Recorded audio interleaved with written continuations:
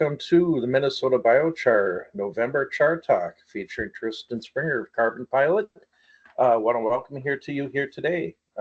This is just a couple of things. My name is Jim Doughton, the Carbon Sequestration Program Manager at the City of Minneapolis, and also representing Minnesota Biochar Initiative today. I'm also joined by Katie Meenan, who will be our administrative person here today, and she'll be doing a lot of the recording, the note taking, etc., but also admitting people and such. Just housekeeping, please keep your microphone on mute. During the presentation, if you can put questions into the chat or save your questions for the end. But if Katie sees someone coming off line and unmuting, we're going to mute you back out so we don't end up disrupting the presentation. But also, we have a lot of folks, I'm sure, that are coming back. This will be recorded. We'll be providing the recording later. But if you're new to Minnesota Biochar Initiative Char Talk and you're interested in getting onto the recurring invitation list for Char Talk, please let us know by putting your name and email in the chat, and that you're interested in getting on the list, and we'll add you to the list.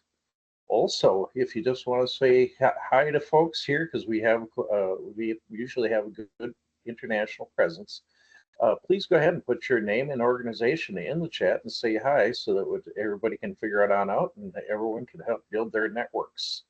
So, but that is of course optional. I want to welcome here today to the Char Talk. This month's speaker is Tristan. Tristan Springer. Tristan is the CEO and co-founder of Carbon Pilot, a platform streamlining carbon credit management for biochar projects. His first-hand experience developing biochar projects revealed a critical challenge.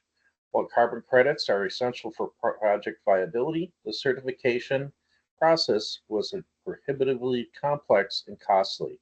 Drawn on his background in traceability software and experience guiding multiple projects through carbon credit certification and sales, Tristan created Carbon Pilot to solve those monetization challenges. As a graduate of the inaugural Biochar Academy and having overseen numerous successful carbon credit sales, he works to help carbon biochar producers accelerate their path to market. I want to welcome you, Tristan Springer. Thank you, Jim. Thank you, Katie. Thank you, everyone, for your incredibly valuable time on a Friday afternoon. Definitely appreciate it. So yeah, I guess you already kicked off with an introduction. So I'll just maybe briefly start off on what Carbon Pilot is, and then we'll dig into the certification process, carbon credits, all that good stuff. Just a thumbs up, Katie, that you can see the screen. Yep, cool. So yeah, just to reiterate what Carbon Pilot does, we are a carbon management platform. So taking biochar projects all the way from the very inception of trying to figure out what equipment to use, trying to figure out what carbon standard to use, all the way to actually issuing and selling those carbon credits. So I'm not going to spend too much time here, but if you are interested in talking about that process, yeah, feel free to reach out after. On the team, co-founder and CEO, as Jim mentioned, founded my own biochar startup a while ago. I ran into a bunch of issues trying to sell carbon credits, and so I wanted to kind of solve that issue for other biochar project developers who also felt that the certifications were taking too long, that you just needed carbon revenues to actually make the projects viable, and so that's where I came in and created Carbon Pilot. And then I'm joined by my other biochar nerd friend and co-founder, John. John's an incredible software engineer that's building all the cool things that we do at Carbon Pilot.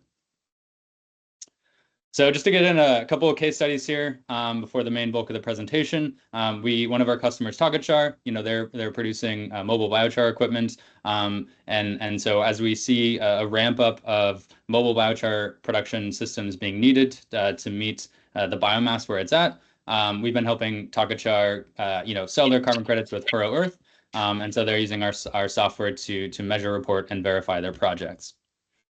And then just jumping one more case study here, the other side of the market is the insetting side of the market. And so insetting happens technically when a company reduces emissions within their own value chain or supply chain. And so working here with Neumann Coffee Group and Nespresso to implement and verify coffee-based biochar projects at their coffee farm, which is really great. Great to see companies moving in this direction. Cool. So now just zooming out here, this market is incredibly complex. There's so many players, tons of different types of companies trying to sell you everything. And so I just wanted to kind of spit out like what this market looks like on a map. And this is developed by Pearl Earth. And so you can get a sense of kind of how many different value propositions and what different companies are doing here. You can see Carbon Pilot is over here in the DM review platforms.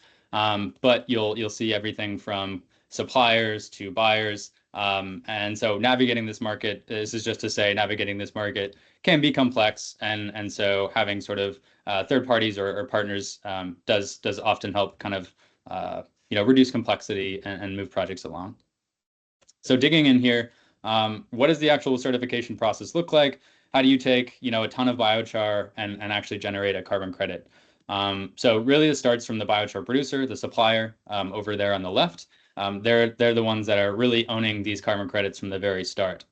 And so to actually get over to the right side to where a carbon credit buyer, carbon removal buyer will buy these credits, you typically have to go through a carbon credit protocol, and these protocols are hosted by carbon credit registries. Now we'll get into some of this later, but these registries essentially lay the rules of the road on how to actually measure the right data, what kind of data you need to provide, and then, the carbon credit verification bodies will then go ahead and make sure that the documents or the data that you've submitted to them, according to these standards, is true and correct. Essentially, making sure that you're actually removing carbon from producing your biochar. Now, this process is complex, and I actually failed doing this, as a previous biochar producer. And so oftentimes companies will use consultants or software companies to accelerate this process.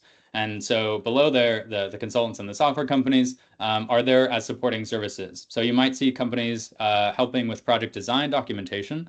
This is things like life cycle assessments or other documents that are needed to certify the projects.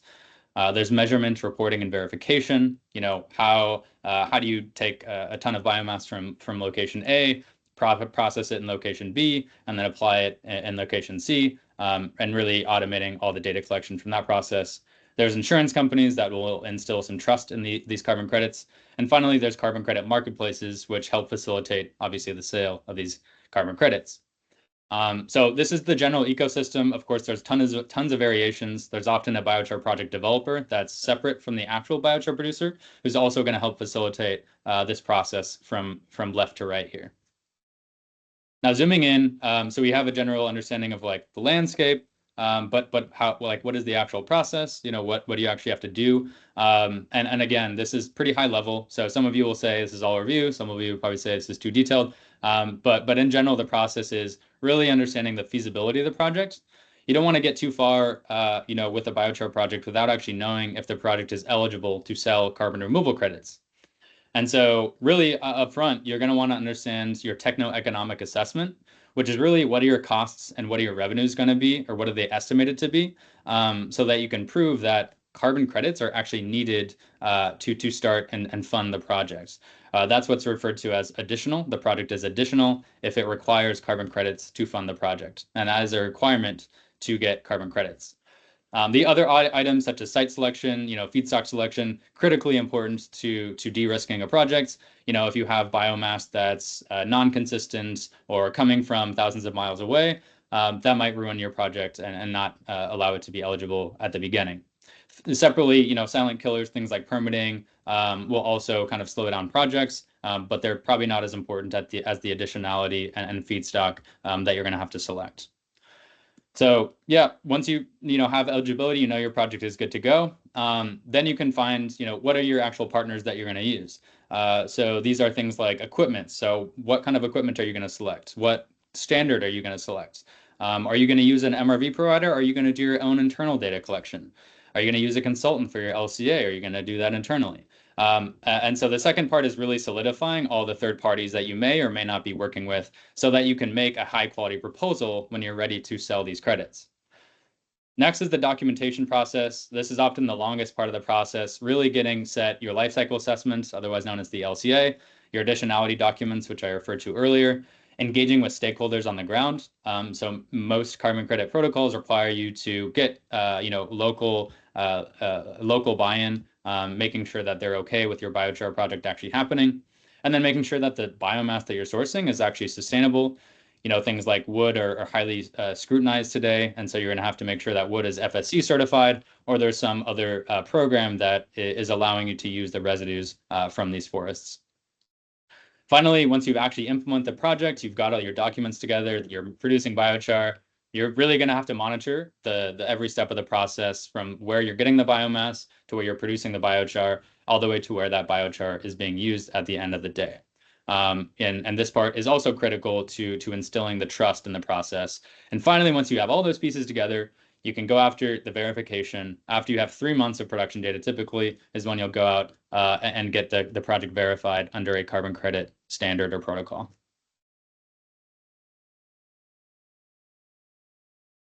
There are some general commandments with biochar projects to make sure they're eligible. So I'll kind of touch on these. These can be different based on different standards or protocols. So don't take this as the rule, and they're also more than just what's listed here. But as I mentioned before, you need to make sure that your project is actually net negative or carbon negative, meaning you're not transporting your biomass, thousands or hundreds of thousands of miles. Your flue gas emissions are generally negligible. You have to make sure that the biochar is not going to be burned after you use it.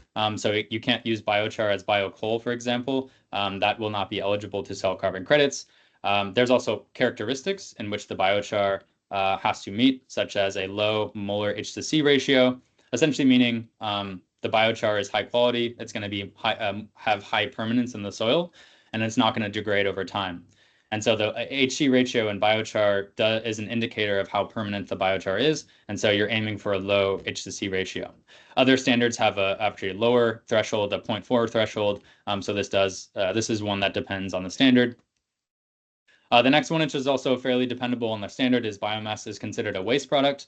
So most projects I see, will you be using an agricultural byproduct, or maybe it's a forestry residue.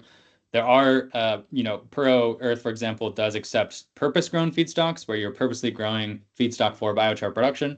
However, you have to consider the harvesting emissions from the biomass produced on these projects if you do decide to use purpose-grown feedstock. And the final one here is just making sure that your methane emissions are negligible from the pyrolysis equipment itself. There are other types of low-tech kind of types of equipment like Contiki kilns, and those are still eligible under certain protocols. However, you do have to neutralize those methane emissions somehow by planting trees or by certifying that the biomass would otherwise be burnt. And so there's definitely some main principles that you can follow that will help you understand if your biochar project is necessarily eligible for carbon credits.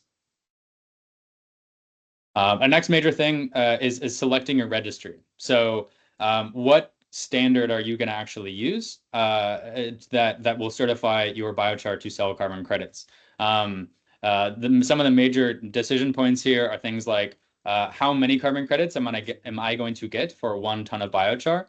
And how that's and the permanence factor is how that is decided. For example, how much carbon is stored for 1 ton of biochar can depend on things like the chemical characteristics in the biochar. For Pro Oath, for example, it's the H/C ratio, and for others, it's the H/C ratio. They may look at things like the soil temperature of where you're applying the biochar. So the higher the soil temperature, the faster the biochar will degrade. So you'll get docked for biochar that's produced in hotter regions, for example. Other standards will look at the temperature of the actual pyrolysis. So as you can see, understanding how much carbon removal you're able to achieve on the different standards is incredibly important, because that'll depend on how much revenue you're able to get for your biochar production. And then you're also going to have to pay these registries different price points depending on how much you issue them. So Pro can maybe be the most expensive for smaller scale projects, around $10 or so per carbon credit. all the way down to, Climate Action Reserve or Verra, which are much lower issuance per credit, but they require more costs up front. And so what's missing here is the certification fees. And so the certification fees can be much different depending on which standard you go with. For example, Pro is 1,400 euros, I believe, versus Verra, you may have to pay for a verification body on your own, which can get up to $30,000 or something like that. So these are often important things to research. And then finally, just looking at how well known is this registry? Is this registry or standard selling carbon credits today? Do I know that if I create my carbon credits with this standard that they will be able to sell? So the number of projects can also be an interesting metric to look at. Perot is leading here with Carbon Standards International being close behind that.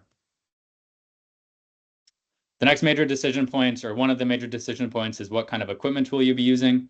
You can often start pretty small scale and with your own budget if you're using a Contiki type kiln or soil pit type kiln. And these are easy ways to really just start producing biochar today. You may not have a biochar carbon credit buyer waiting at the door for these credits before you produce them, but they at least allow you to get started. And then, maybe you're wanting something a little bit more high tech or mobile. Then you can level up to something like this equipment in the middle here. I believe this is a Takachar unit, and this will help you, produce maybe slightly more high quality biochar, fewer methane emissions, but it is going to be more expensive. And then all the way going to the right here, industrial size equipment. There's your emissions controls. There's your high throughput systems. But they're obviously much higher capex. And so the equipment selection process is incredibly important. You want to make sure that these systems are not breaking down, they're not jamming. They can take a bunch of different types of feedstocks, or your type of feedstock, I should say. And so happy to provide guidance on any sort of equipment that you may or may not be selecting. Not going to spend too much time here. This is just the general types of documents that are important in this process. I could spend a whole session talking about each of these, but just for the purpose of this, here are the major, important pieces of documents that you want to consider when doing your biochar projects. Biochar testing is one we haven't touched on, so getting that biochar sent to a lab is going to be important. And then obviously doing your life cycle assessment and engaging with stakeholders. So digging into a couple of those documents here. So your life cycle assessment, right? What is that? Your life cycle assessment essentially says how much carbon you're removing for producing your ton of biochar. It measures all the emissions as a part of the project. So for example, you may be storing 2 tons of carbon in your biochar, but you may be spending 1 ton of CO2 emissions to actually produce that biochar. So at the end of the day, you might only be removing 1 ton of biochar. So by quantifying, for example, how much diesel you're using to collect that biomass and transporting that biomass, you may have other auxiliary equipments like shredders or other pieces of equipment that use electricity. All of these other pieces of equipment and transportation emissions are going to have to be considered in the project and have to be quantified to be able to certify your carbon credits.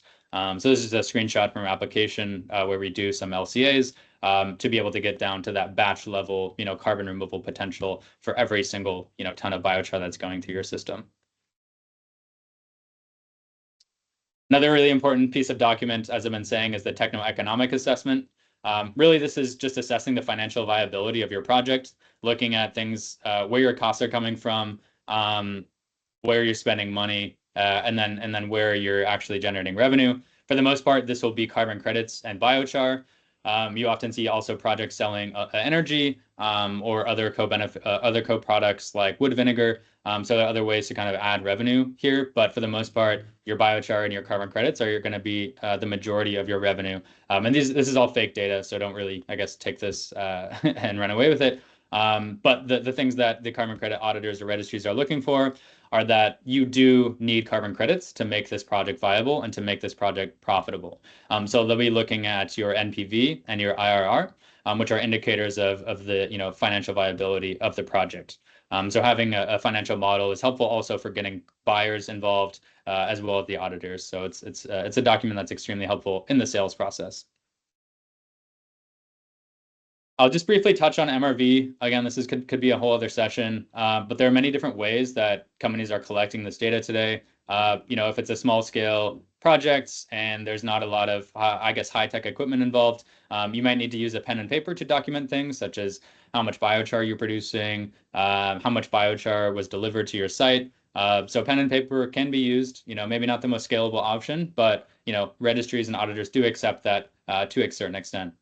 The next level is really using a mobile or web application to start collecting data for other types of documents. Maybe it's biochar receipts or biomass receipts.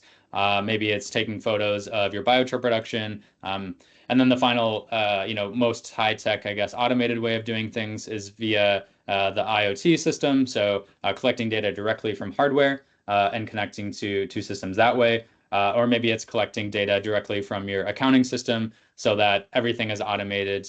You know exactly how much biochar you're producing, how much carbon you're selling, so that everything is sort of automated and you don't have to worry about data collection. And so the range of MRV solutions out there is vast. So yeah, I just urge you to kind of understand what kind of data you're wanting to document manually and what data you'd more likely automate, and then go find a partner that could kind of make those goals happen. Now we're getting into the sales part of the presentation here.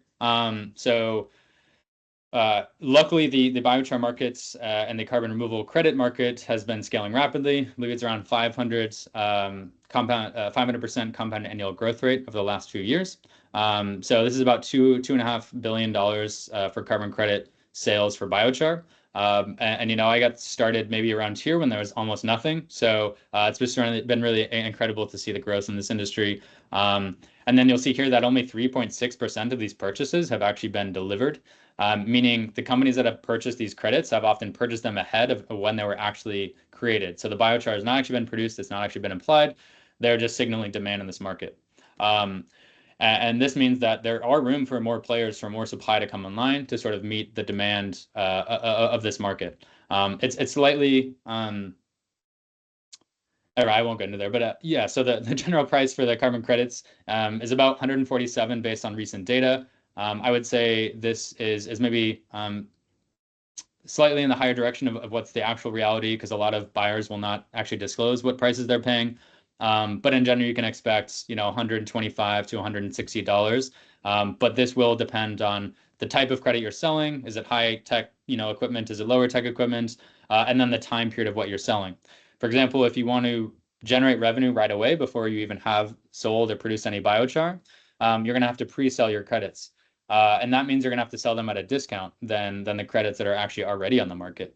Let's say you want to not generate the revenue right away. You want to do an offtake agreement. An offtake agreement is essentially where you've agreed to sell the credits to a certain buyer at a specific price at some point in the future, but you're not actually generating revenue until you deliver that credit to them. Now, the final kind of credit is the ex-post credits, where you can buy these carbon credits on the spot market at marketplaces, like Patch or Cloverly or companies like this that are selling carbon credits on the open market. And this is where you'll see the highest prices, because these carbon credits have already been verified, there's already been validated, and thus they're a little bit easier to place and sell.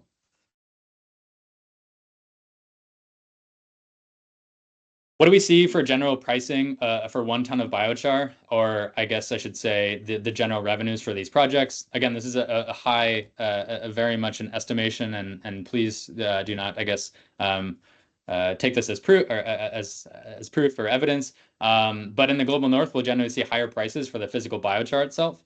The market for biochar here in the U.S. and in Europe and the global north is growing. I would say it's definitely not as as growing as fast as we'd all want it to, but it's definitely growing, and the market is definitely there and getting more mature. So you can expect a higher price to actually sell your biochar here in the US. However, you also expect higher labor costs or higher other costs. And so, your actual profitability may not be that different between the global north and the global south. But for global south, they definitely depend more on the carbon credit revenues to fund the business. And biochar may be given away for free, or it may be given away at a very reduced cost, because the market for biochar in the global south is maybe just not as mature or robust as the market here in the US.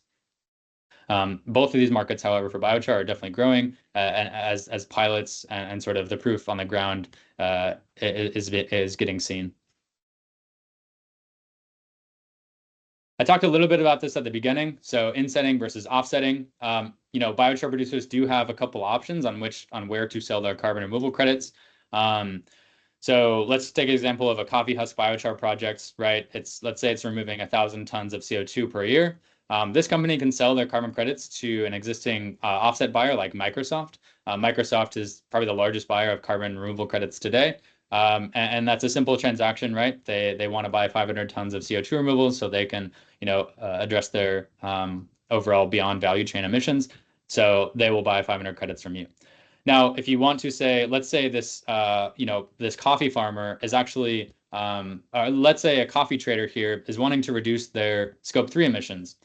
Well, they will actually buy the same sort of credits, but from their actual coffee supplier who has this biochar project on their farm. And so they can distribute the scope 3 reduction all the way downstream to their other players who are also in their value chain or supply chain. So they all share the same scope 3 emissions from this coffee farmer, right?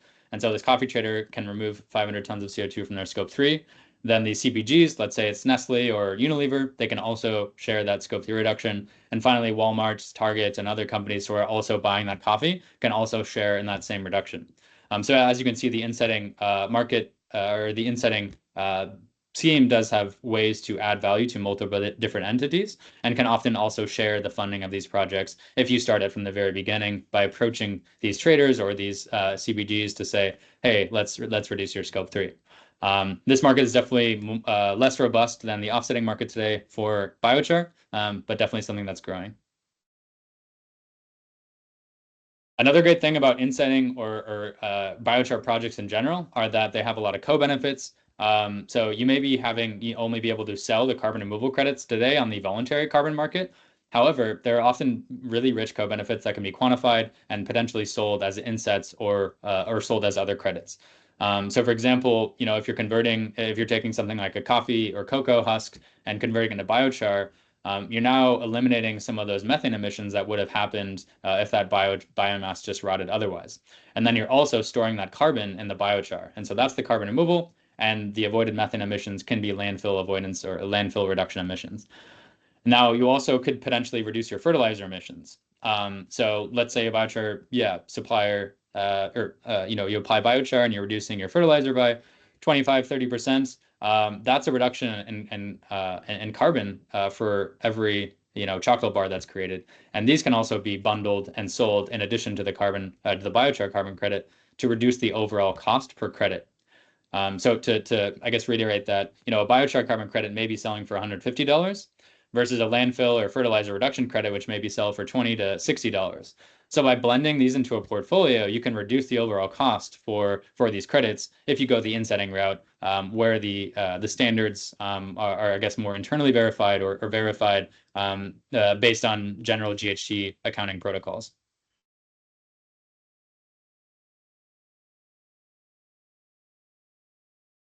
Now, in terms of selling credits, you have various options on the channels to actually sell your credits once they've been approved and verified.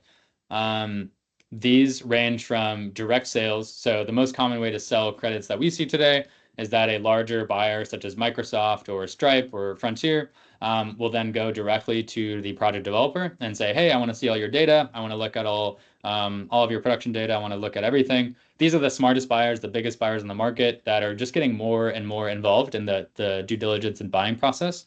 And so that's why we see the 63% here as the largest buyers, the ones with the actual teams to do this due diligence are the ones engaging directly with the CDR suppliers.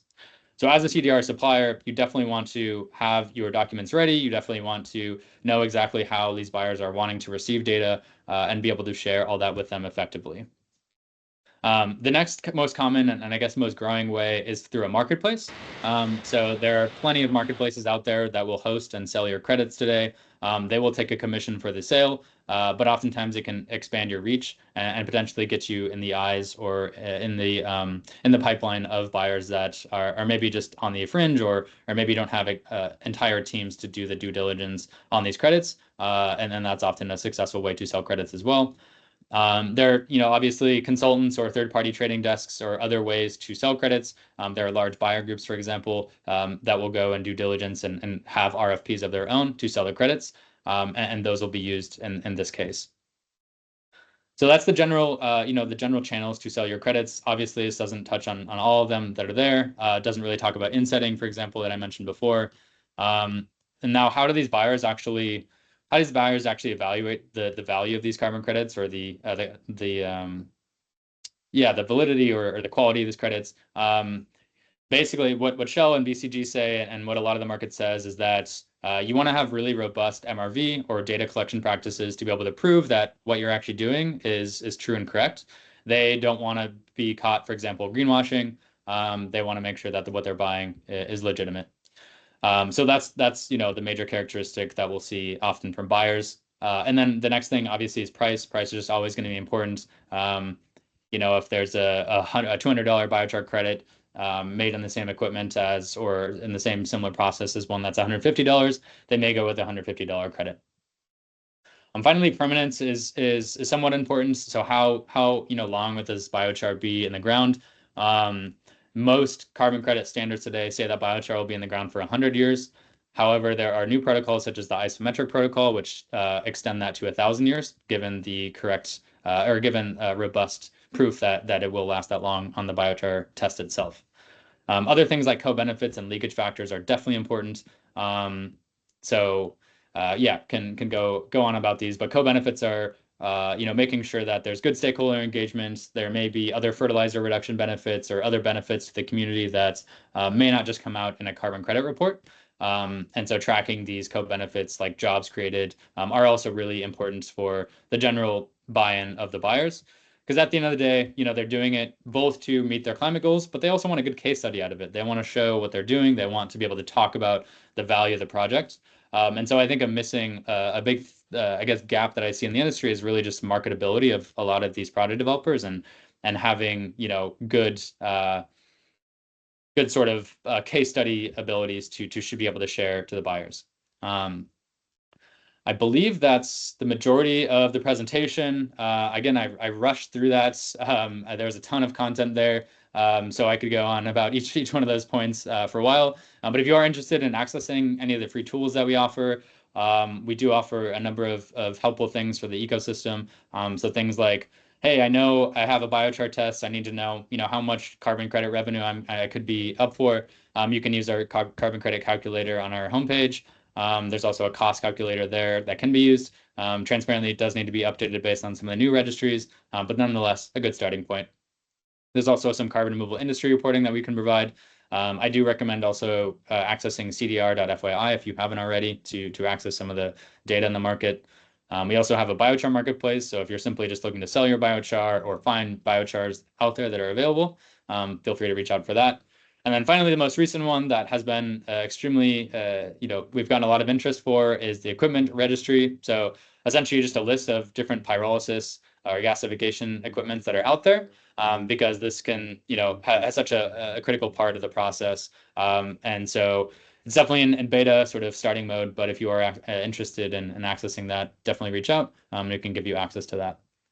I guess I'll open it up to, I haven't really been paying attention to the slide or the questions here, if there are any, but yeah, let me see I here. will invite Chris to speak first. I know a while ago he put something in the chat that he had a question. I'm not sure if you're ready to speak, Chris. I'm here. Can you hear me? Yes. Hey, Tristan, thanks for your time today. Appreciate it. Very comprehensive. Tristan, we've talked to a couple of folks and that are certifiers. We're a startup. We haven't gone through any certification process, right? We're just kind of sticking our toe in and trying to learn. But the concept of additionality, one of the gentlemen that we spoke to as essentially a member of the company that would help with certification, said that the concept of additionality is pretty squishy. And so, based on your experience, we're looking at a project that may not generate, what we say is profitability, but that's profitability is a term that can mean a lot of different things. Is that cash flow positive? Is that a break even number? Is that Is there a rate of return? Because, somebody who's going to start up a business that generates a 5% rate of return, someone's going to say, well, that's not profitable, right? You've got to have 15 or 20%. So I don't know, based on your experience, can you help us kind of understand that situation, or is it like that guy said, squishy? Yeah, unfortunately, the answer is it is squishy. So there's the financial additionality, there's carbon additionality, but for financial additionality, yeah, it's weird that the carbon market rewards you for being less profitable, but that is in fact how the market works today. It's like the higher cost you have, the more the more of a claim you have to say that the carbon credits are going to be helpful or needed for the project. But for example, if you've already been producing biochar for a while, and additionality is difficult to prove because you may have just, you can potentially be profitable by just only selling the biochar. You can often make the claim that you need expansion. You need to expand your facilities. This carbon credit revenue will allow you to expand and to reduce the cost of your biochar to meet the where the market is right now. So I guess the short end is yes, it's squishy. I would say for investors, the higher IRR is better to make the project look profitable. But for auditors and for verification bodies, they often want a lower return because it makes their projects more reliant on these carbon credits as a funding mechanism. So yeah, sorry, there's no clear answer there, but it definitely does depend. No, that's helpful. I think we're just going to have to get more involved and understand, how that financial additionality is going to take place. But it does seem illogical, that you're penalizing a company that potentially can generate a better rate of return.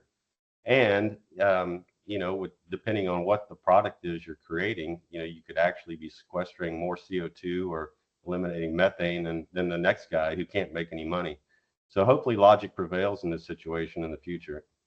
Yeah, definitely. One thing that's helpful is just kind of doing a calculation of what is the IRR with carbon credits and what is the IRR without carbon credits, or I guess NPV or whatever kind of return metric you're looking at, and then looking at that difference and saying, look at about how massive of a difference this is. We can't actually we can't get to this price of biochar if we're not generating carbon credits, and so allowing the biochar to be sold at a competitive price is something that's a lot of producers will use. Biochar sold in California is getting a lot cheaper because of the supply. So you can often look at that as, if you're going to have to compete with the lower prices of biochar these days, you're going to have to generate carbon credits to achieve that. Okay, well, I'll stop talking about this and let the others, but just one question. So, as you start up any company, right, you don't have cash flow that's positive to the organization, right? So as you're looking at that first one, year one and year two, as you're starting up that business, your rate of return is going to be subpar or below zero. So have you seen a case where the company starts with a certain amount of carbon credits, once they gain profitability, whatever that metric might be, then that's when you turn it off? So can you start and stop? I haven't really seen a company start selling carbon credits and then stop selling carbon credits. I don't think the market has matured that. I think that's the goal for the entire industry, right? Is to say, hey, biochar is so valuable as a physical product that we don't actually need carbon credits to actually generate this. So it's weird to say as an MRV company that's selling carbon services, but in fact, we should aim for biochar being just as cheap or just as good as something like cement aggregates or other things, so that it can fully replace these industrial materials. But I haven't really seen a project developer say, we're starting credits and then we're stopping, or vice. I guess I've seen more of the opposite, where they've already started with a biochar project and they're selling some biochar, but they really need carbon credits to get to that next level or to reduce the cost of their other products. I would say that's more common than I guess starting with certification. But sorry if I misunderstood the question there. No, I think you've got it right. But all I'm saying is that any company that we start up, the revenue is going to be lower than your expenses, right? Your OPEX, CAPEX, whatever it might be. So to get going and become profitable, it would be good to be able to utilize some of that carbon credit subsidy. And then at some point, if you've got a rate of return of whatever that metric is going to be, and that's what we're trying to figure out. If it's 25%, well, now we're not going to supply you with the ability to utilize those credits. So I'll leave it at that. You don't need to discuss anymore. I've got a couple questions later if we end up having time. Sure. Yeah. Thanks, Chris. Feel free to follow up with me after and we can have a talk about it. Great. Thank you. Right. Before we get to any other questions, I'd just like to address one Luke put in the chat. Luke said, "Is there any possibility of using ecosystem service payments in addition to carbon credits in the future?" Hello. Hey, yeah. I don't know if that's Luke talking. Is there any Can I talk? possibility? Is that Luke, or I'm not sure if that is.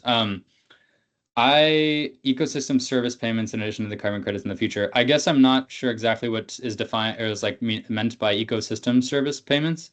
Like the back end of the payments, like what the application side of things. As far as, I mean, if you look it up on the ecosystem services payments projections, they're not really doing anything with it right now, but I just didn't know if there was any regulatory restrictions from kind of double dipping in that capacity, I guess.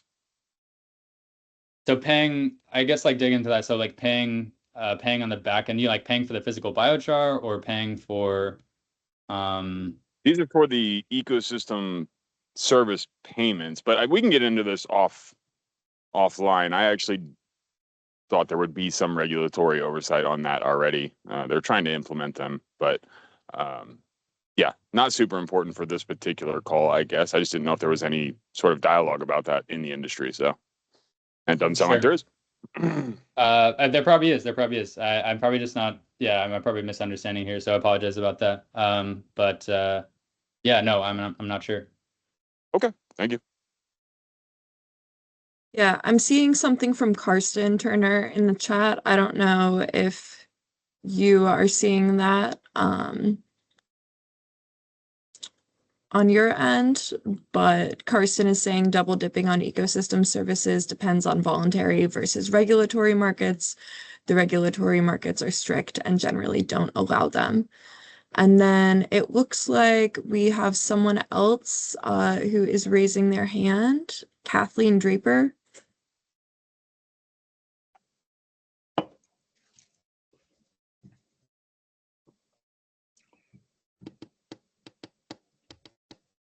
I don't know if anyone else has a question. Say, Kathleen, can you unmute? Can I talk? Oh, as long as we wait for Kathleen, go ahead. For our unknown speaker here. Maybe she has Okay. to be. Sorry. Oh, okay. Great job, Tristan. I have a couple of questions, actually. You did mention that a lot, well, not a lot, several buyers are not disclosing the price. If that includes Microsoft, I think that data could be really skewed. So one question is, does it include Microsoft? That's a good question. I think some of the transactions do include Microsoft. I do think Microsoft is in general more transparent about their pricing and transactions, but I think some of the actual sellers don't want the prices to be disclosed either because they don't want to have to say to another buyer that wants to buy the credits, oh, this is why I sold credits to Microsoft for this price. So I think there's a little bit happening on both sides. But I do think that number is skewed in general. Like I think that number is skewed high. So just keep that in mind. I wouldn't just fully assume or expect every project is going to get $150 per credit. So yeah, it's a good question. And then as I mentioned, also there's discounts for things like pre-purchasing the credits or offtake agreements where the credits aren't actually produced yet. So those are also things that are going to reduce the cost. But you can also, some producers are selling for $180 or $200 for a biochar credit. So it's definitely varied here depending on kind of the quality and what the negotiations are like with the buyer. Yeah, that sort of leads me to the second question was, biochar is responsible for a huge percentage of delivered, right? And yet we're getting dinged seemingly significantly if you're pre-selling, whereas the other CDR options, they're not being delivered just because of, they're not that ready. So are they, and yet their price point is a lot higher than Biochar's, which seems kind of illogical to me. Are you Yeah. seeing, any kind of price difference with other CDR technologies that are able to at least deliver some portion of it? Definitely, yeah. Again, I would go on CDR FYI to get some of those price differences because they are available there. That you'll see kind of the or actually it might be Pro also has the prices by pathway. But I think like bio oil injection is something that's selling for more. That does have like Charm Industrial, for example, is the major player there. They're removing tons. There's also biomass burial like Vaulted, who's removing tons. Direct air capture is just getting started. So to your point, a lot of these companies are pre-selling credits way ahead of when they're actually delivering them. I think it's a signal to the market that this is where companies are betting on just in general engineered carbon removals. I do wish, Biochar was getting some more love on the pre-purchase side. But I think it's just a matter of them trying to blend their portfolios with maybe slightly more engineered versions or versions that's I guess might be more closed loop in their systems. But Biochar is pretty down there in terms of like the price compared to the rest of the CDR pathways, as you pointed out. But yeah, I definitely recommend going onto. I think Pro Earth even has it on their homepage somewhere about prices. Thanks. Hello. Can I talk? Yeah, of course. Yes. May I audible? Yes. Yeah, we can hear Okay, you. good evening, everyone. Hello, good evening, everyone. Myself, Professor Dr. Ravi from Maharashtra, India. We, the Indian people, have a large tons of biomass and we are burning that. And because of that, again, the pollution is creating.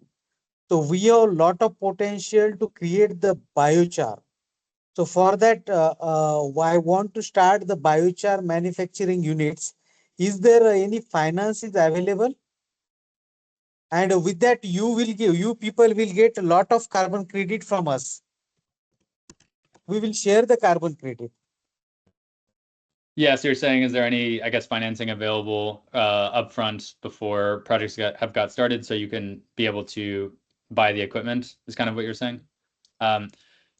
Yeah, so there's definitely financing options. We didn't really touch on grants. I think, Grain Ecosystem last month did a great job of talking about all the potential financing options out there. Probably a lot more happening in the US with regards to grants. But we are working with some projects in India right now who are removing carbon and selling the credits. But oftentimes the carbon market will be a good way also to go after some pre-purchase agreements or offtake agreements. And so what will help there is putting together what type of equipment are you going to be using. Kind of like I said in the initial partner discovery process, you'll want to put together what the project will look like, and then go and try and find a carbon credit buyer to achieve that. And then there's also the insetting market in India that's picking up. So there's a lot of food commodities that are being produced and exported from India. And so finding those, food exporters and commodity traders there can often be a good route to go, and they can, potentially fund the equipment for the product as well. So I would say, yes, the carbon markets can be a good way to leverage financing, but it's not easy. I'm not going to, simplify it and say, yeah, just, put together a proposal and sell carbon credits ahead of when they're produced. But outside of grants being available and without any existing CapEx budget allocated, that's likely one of the best routes you can go is via the offtake market. Hello. So to whom I have to contact for finance? So there are companies also like that do project finance. Flow Carbon is an example. So they'll essentially look at your project and write you a loan. I'm not getting. Hello, just slowly tell me. I'm not getting. You're talking very fast. I am from India. Just you can start now. Tell me, sir. Yeah, so there are project financing companies that will help you with the finances of the project. If you have a high quality proposal that they're interested in investing in. Flow Carbon is an example here from the US. There are a number of other ones that will effectively provide the bridge financing and then split the credits with you after you've actually produced those credits. So if you want to list. One more question, sir. Can you cooperate me for getting or availing this finance? So we don't do project finance at Carbon Pilots. We don't invest ahead of when the carbon credits are produced. We do have companies in our network, as I mentioned, that do this kind of business and will, pre-purchase the credits or invest in your project beforehand. But unfortunately, no. Unless we can find, $100 million somewhere to go and fund the next great projects, I don't think we'll be doing that. But of course, we would love to if we had the financing. No, you are financing? No, we don't do the financing of projects. We help projects get financed from other third parties. Oh, yes. If you help us to get the finance from others, please help me. I have given my number, WhatsApp number, as well as my email ID in chat box. Sir. Sure. Awesome. Yeah, I'll reach out after and we can have a chat about different ways to finance the project. In chat box, I have mentioned my email ID and WhatsApp number. So please help us that in between both of us, we will start here and you will also get share from me. Don't worry. Awesome. Yeah, Because I'll in follow India, up. hello, sir. Hello. In India, there is a lot of potential is there. The way we have vast land, vast agriculture, vast forestation, that we have the lot of chances to prepare more and more biochar. Awesome. I'll reach out to. Seems like there's some other questions in the chat here. So Can I? yeah, appreciate Dr. Can I Ravi, come in? the time. Can I come in? Can I? Yashpal, we have two people that have their hands raised ahead of you. We have Natalie Van Dyke with their hand raised first, then Bill Wyatt, and then Yashpal. So we're gonna try to get to all three of you. Okay, right. Thank you. Hey, Natalie. Tristan, sir. Hey, Mr. Tristan. Tristan. Good to speak with you again. Actually, Yeah. I'm going to defer my question because we're running on time, and Bill Wyatt is an operator. I'm going to defer my time to him, allow him to ask his question, which is more important. So we go right ahead. If there's time, I'll come back. Thank you. All right. Hey, Bill. Nice to see you Hey again. guys, thanks Natalie, I appreciate that. Hey Jim, good to see you. Tristan, mine centers around the certification of the biomass from the sustainability side. So I'm getting a tremendous amount of the paper mills that I am connected to reaching to me because they are shutting down. All their industry and the forest around them are geared towards that. They're all FSC or FSI certified. Does that qualify if I was to take timber and chip it for this purpose? Yeah, so the general characteristics or sustainable sourcing evidence you need is that the trees are being sourced from FSC sources, so FSC managed forests, and then also the proof that the mills are shutting down if they're not able to They're fund transitioning more to recycled, so they're having less chipping operations. And literally right now, I've been offered almost 50 million tons across the U.S. So, so I'm just wanting to make sure of, at scale before I take on some of these big projects, because it's on our radar. There's no two ways about it. Plus, Ravi, we have multiple big projects in India. You need to contact me. Okay. I reached out to you through email. So that's all I had. I had some other ones, but Tristan, follow with me on a phone call after this or Hello. schedule a meeting. Okay. I have shared my email. I have shared my email and WhatsApp number. Okay. You can reach out through me on my LinkedIn and schedule a meeting if you like. Okay. Yeah, Bill. Good to see you, Natalie. It sounds to me, it's eligible. You kind of probably have to learn a little bit more about the exact sources of these. Sure. But as long as it's sort of not virgin wood, it's not being made just to produce biochar. You're generally going to be in good standing. Industrial co-products or industrial side products are going to be a lot easier. So if it's just kind of sitting in an existing waste pile, that's kind of the easiest way to go. Sure. But if otherwise, if the market is sort of receding for where they're typically sending this wood, then that can also provide some good additionality and sustainable sourcing evidence as well. That's kind of what's happening. The areas are shrinking and there's nothing to compensate for it. So, it's kind of symbiotic. We could step in and kind of kind of pick it up a little bit, possibly. There's so much biomass on the residuals already. It's just a huge amount to contend with. So, it was just a question because the paper mills are coming at us pretty hard right now. So yeah. I mean, paper mills do a lot of the biochar right now. So yeah, it's definitely a market. So yeah, I'll connect with you after and just holler at me later. You got my number. Sure. And Bill, glad to see you making it out here. I hope to see you on Char Talk again. Good to see you. Yeah, it's a bit swamped. Yeah, I bet. And Katie, Man. just before we go to Yashpal here, I just want to make sure that people are aware, put in the chat that the USBI 2025 North American Conference will be in Minneapolis, September 15th through the 18th. Promises to be a great event. Keep it events for sponsorship, proposals, etc. will be opening soon. And also we have our link in there for LinkedIn, and please follow MNBI and USBI as well if you can. And if you are interested, again, in being on the recurring list for Char Talk, put your name and email address in it for Katie so we can harvest that and get you on the standing invitation list. So with that, I'll turn it over to Katie and Yashpal. Thank you, Jim. Yes, so we have that link for MNBI and USBI in the chat. We will share that link in the email blast after this meeting. And as we have 3 minutes left, let's get back to Yashpal for that question. Hello. Hello everyone. Mr. Christian, so we are developing, we are a biochar project developer, and we have sourced the small scale biochar making machine, which is 750 ton per year. So can you help us to get our project registered, LCA, DMRV, and in last, though we can finance ourselves, but if needed, off-take agreement also. Can you provide this kind of a service to us in India, Bangalore? Yeah, definitely.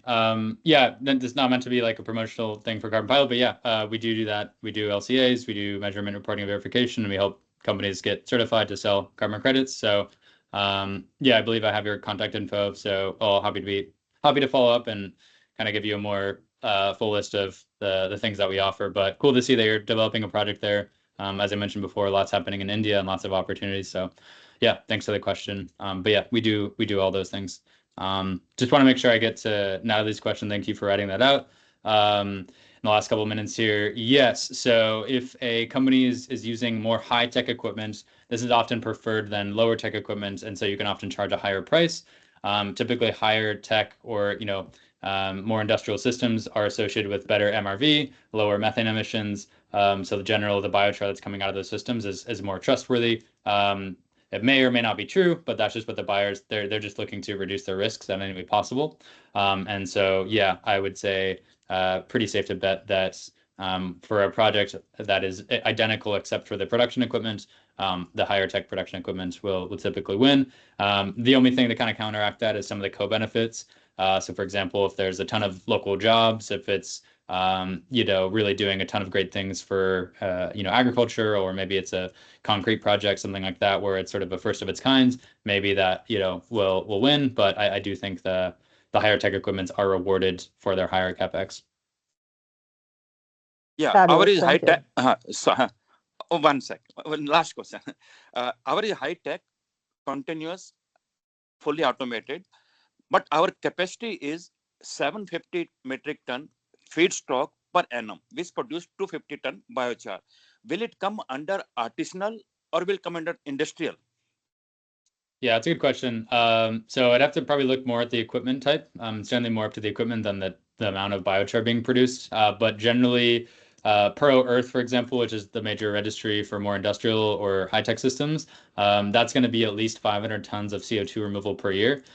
So if you're using like wood-based biochar, you're probably going to get to that level with 250 tons of biochar production. But it's hard to say, just kind of hearing you now. But I would think that you could certify under both or either, depending on what kind of system you're using. But if it's continuous, if there's negligible methane emissions, then typically you can certify that under the more high-tech industrial standards. Thank you very much. Now Natalia is waiting. Thank you very much. All the best. Of course.